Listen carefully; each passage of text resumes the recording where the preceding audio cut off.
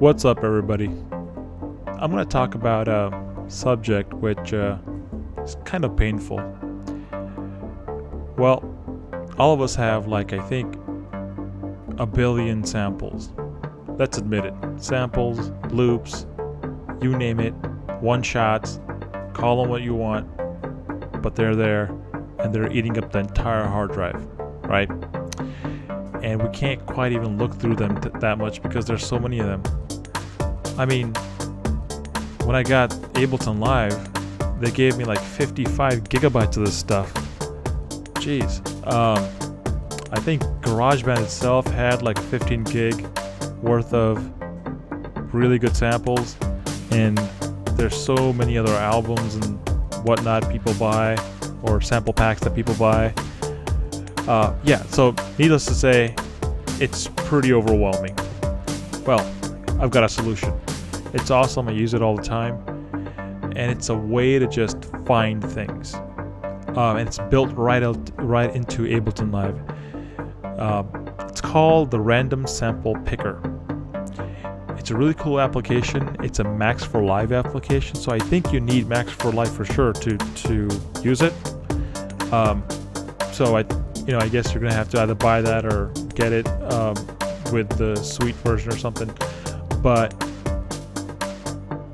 what's so cool about this application is you literally drag and drop it to a MIDI track, and it is like a browser of samples. What it does is it asks you where your samples are located, right? And then it asks you, where do you want me to store the samples that I choose, right? And you basically create a randomized kind of a folder. So I create a folder called random samples, something like that, right? So if you want to sample something, you essentially do this. You type in the word that you're seeking, and let's do a test search, right? It's going to say, oh, I found 479 matches with the word piano.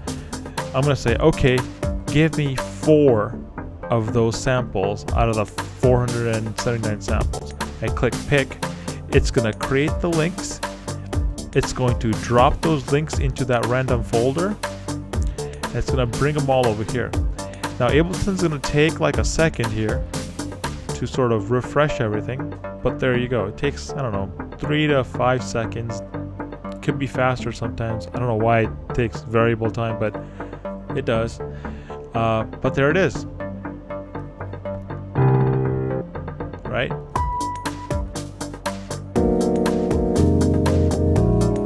So there you go. You've got samples that you randomly chose out of the 400 you had. Now think about this. If you're trying to construct a drum kit, right? How cool is this to be able to say, okay, kick, give me all the kicks. It's saying that I found 4,000 plus kicks. Okay, pick 4 of those, right? And it's going to take a second again.